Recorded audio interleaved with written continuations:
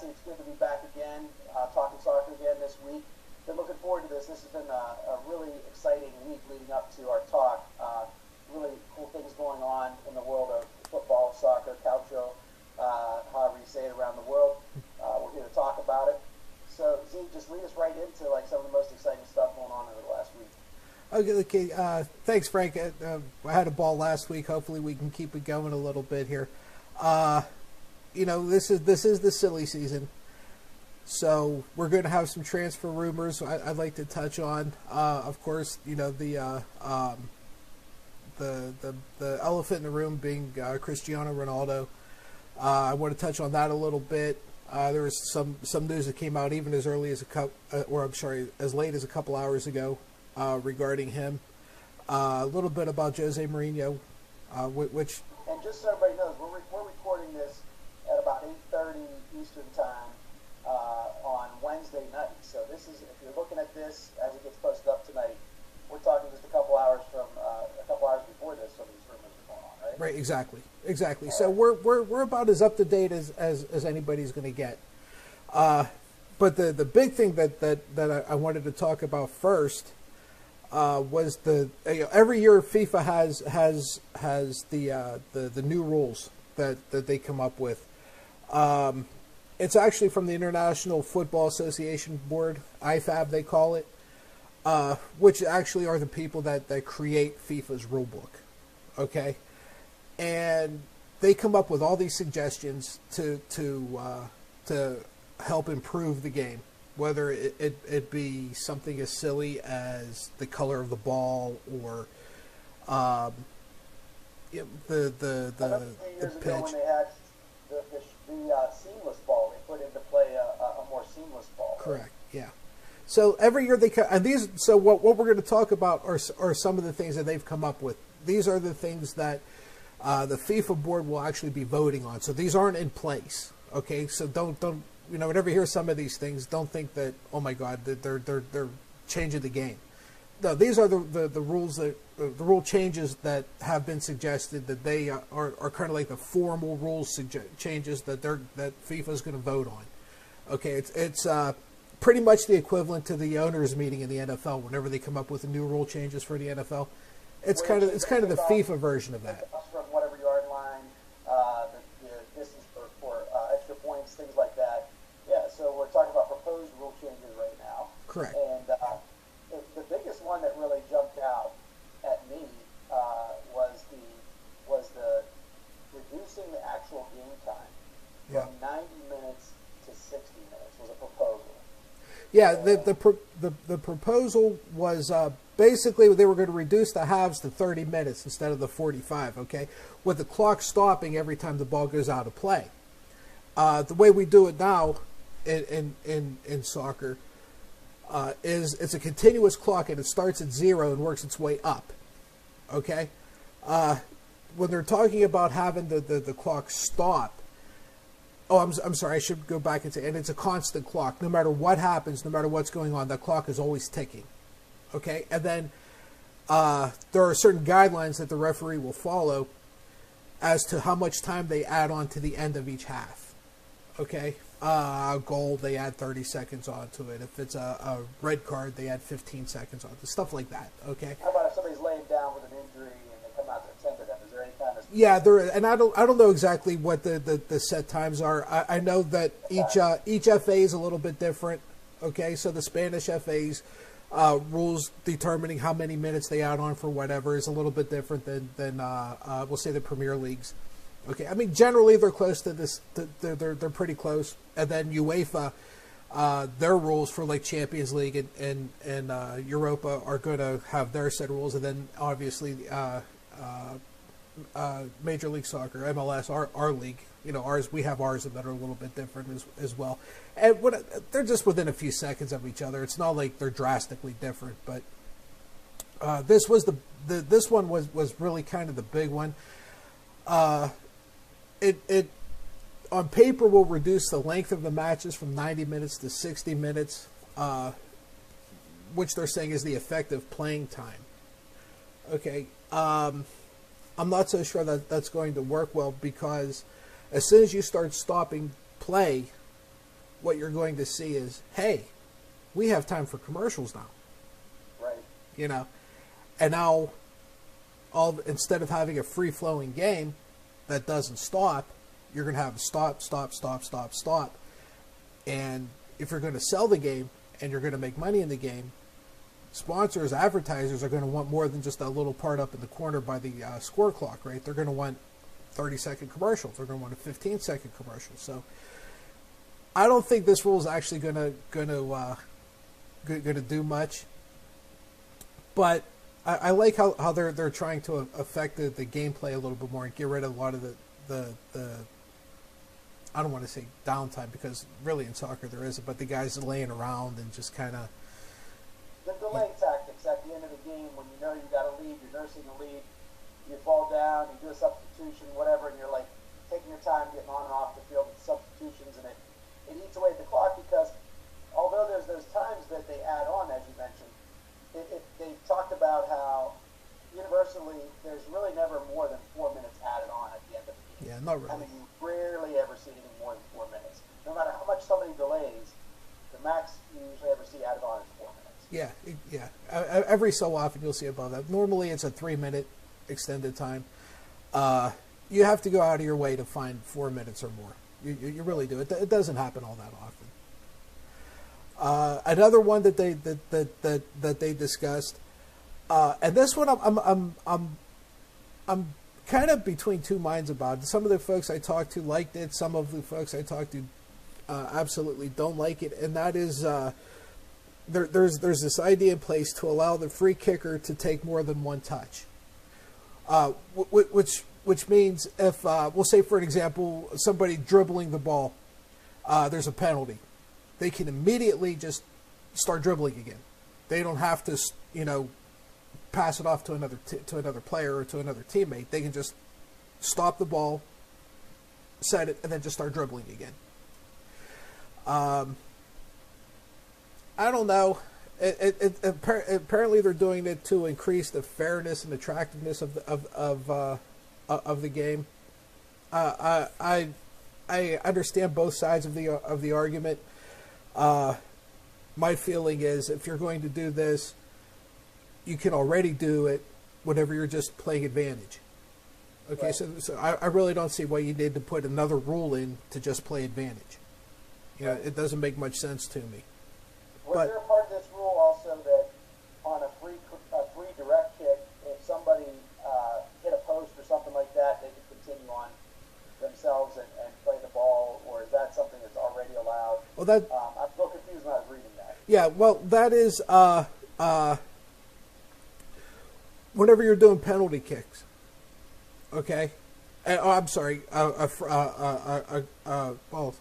penalty kick during the game, not as a tiebreaker, okay? Right. But taken down in the 18, so you get a penalty kick. Right now, the way it's set up is once the kicker kicks the ball's live. Right. And if it hits the post, if the goaltender makes the save, it's the equivalent to a drop third strike in baseball, right? You can still make a play on it. Okay. What they're saying now, what they like to do now is once that player takes that free kick and the goaltender stops it, or it hits a post, or does anything, literally anything other than go in the net, then it's dead. Okay? So that's the change. I got you. Yeah, that's the change now. I don't like that at all.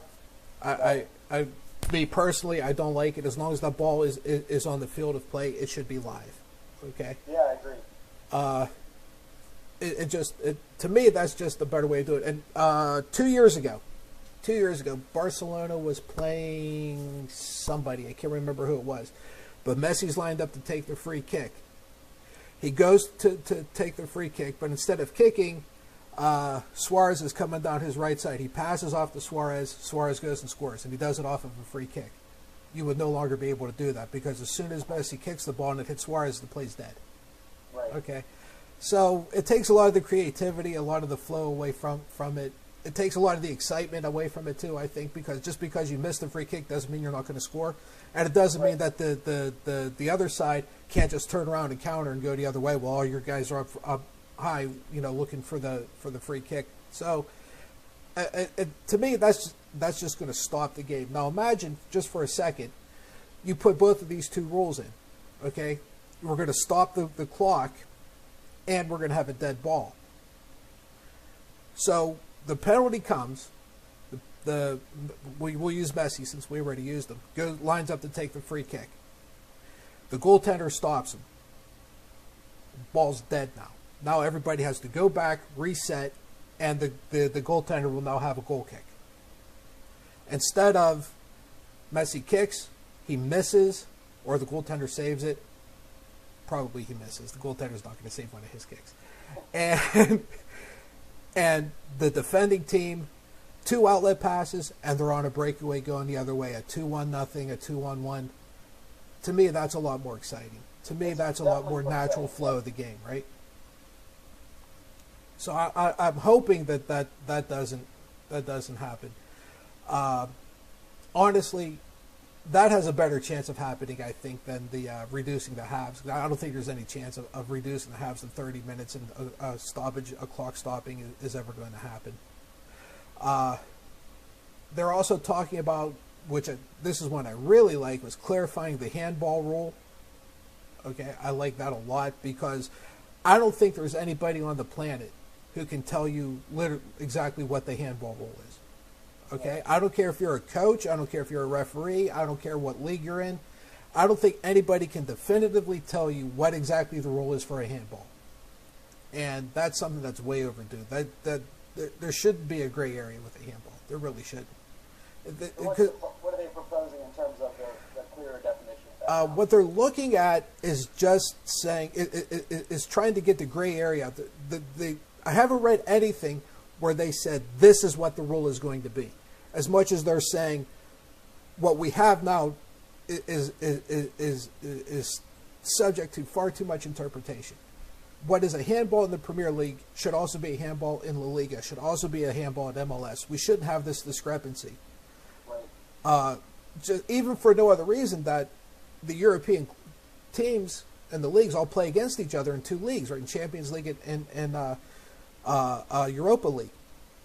Well, if a team from England is playing a team from France and there's a Spanish official, neither of these 2 clubs know what a handball is going to be. At least, if it's two Premier League teams, they're going to know because the way the league does it. Playing by the same set of rules. Yeah, exactly. So it doesn't matter what league you're in now. A handball is a handball. So I'm hoping that they do that. That's one that's way overdue. They're also talking about only blowing the halftime and full-time whistles when the ball goes out of play. Okay? The example being 45 minutes goes by. We now have extended time. Let's say we have 3 minutes of extended time, because that seems to be the norm.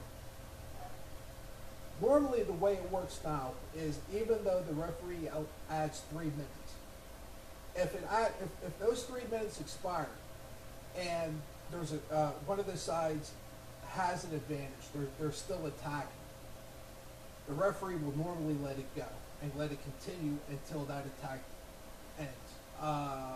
A good example, this is I'm really simplifying it, but you know how a delay penalty works in hockey, right? Kind of the same idea, right? We're not really going to stop this. We're really not going to stop this game until this attack is over, or until the other team gains possession of the ball, okay? Now what they're saying is, even if we add 3 minutes, we're not going to stop the clock until that ball goes out of play, until the play is dead. Okay, then we will stop the clock. And again, I don't know how I feel about that. Maybe if it's implemented right, but if you're going to do that, then why are you having any kind of extended time? Right, and I think that somebody did an analysis I was reading about that if we did all these rule changes collectively, that although they would shorten the game clock from 90 minutes to 60 minutes, the actual time to get a game in would be longer because of all the stoppages in play, all the different stops and starts. There would actually be a longer time to get a game in. Yeah, and you're probably right. I mean, if you think about the NFL, right, where you have 60 minutes, which is actually 3 hours whenever you count all the stops. Right. I'm pretty sure I read somewhere that actual gameplay is 12 minutes. Yeah, I think that's right. Right. That's it. Yeah. So you sit there, really? It's 12 minutes? Well, yeah. Whenever you think about a play is 15 seconds long, maybe 10 seconds, depending, right? Yeah, you got 12 minutes of actual gameplay. Do you really want to see that in soccer? You know, I don't. I don't think anybody does. Two more rules that we'll go over real quick, because I know we're kind of getting extended a little bit, but two of them that I really wanted to touch on. One of them being that defenders are able to receive goal kicks within their own penalty area now. That's one of the rules. The way it's set up now, the goaltender cannot pass to another player on a goal kick inside the 18-yard box. He has to pass out of the box. They want the rule to change where the defenders can receive the goal kick inside the 18-yard box. Okay, I guess that's all right. To be honest, I really don't think that that's going to have much of an effect on the game either way. To be honest, once a goaltender has the ball, he's going to do. He's now kicking. He's now a goal kick. Very rare do you see anybody really out there attacking the goaltender, trying to make it hard for him. So I don't think that's going to have much of an impact. One that is this the last one we want to talk about is the way that we're doing penalty shootouts now is going to change. The way it's set up now is if you and I, your team and my team are tied at the end of extended time. Okay, now we go through our 90 minutes. We go to extended time. We're still tied, and now we have a penalty shootout. We have 5 players on each side. My team will shoot. Your team will shoot. My team will shoot. We keep going back and forth. Okay, we go through all 5 shooters, and we're still tied. Then we pick another 5. We just keep doing this until somebody wins. What they're proposing now is, we'll say my team shoots first. Okay, I won the coin toss, and my team shoots first. I shoot. Now your team shoots. You shoot twice. Okay, 2 consecutive shots, and then my team will take the 4th shot. You know, my team will take 2. So it's 1, 2, 2. Will be 1, 2, 2, 1, and then we'll go over it again. Right. I honestly, I was scratching my head trying to figure out why anybody would want to even do this. I have no idea why. Sometimes it's just change for the sake of change. It's got to be. There's nothing more exciting. The only thing more exciting than a shootout in soccer is a shootout in hockey. Yeah. Right? That's the only thing to me that's more exciting. Because that's a thrill second. And, you know, you go to South America, people have been killed, over shootouts. You don't want to change it. You know, there's too much. Well, it's good. It's good. It gives us something to talk about. It's good for the fans to be thinking about these things and think about how it might impact the game. You know, it's something that confounded me when I first started watching soccer was this idea of the continuous running clock, and that it never really felt like the amount of time that was wasted was ever really put back onto the clock. So it felt like some gamesmanship was you know, there was a little bit of gaming the system, so to speak, by a team that was in the lead. But, you know, I don't know that messing with it too much, these measures seem a little drastic as far as I'm concerned. There could be maybe a better way to police that, to reduce the gaming system kind of thing, put more time on the clock to really represent what was overused by somebody kind of malingering on the ground or, you know, dancing around after they score a goal or whatever. But, yeah, it's really good stuff to talk about. I appreciate you breaking it down for us. There's a lot to digest, and hopefully the fans are really talking about these kind of things. You know, maybe they'll have 1 or 2 little tweaks by the time we see international play. Yeah, I don't think that honestly, I would be surprised if any of these changes actually get implemented. But you know, some of these obviously have a better chance of happening than others. But the handball one is something I completely agree with. It's better. This is needed.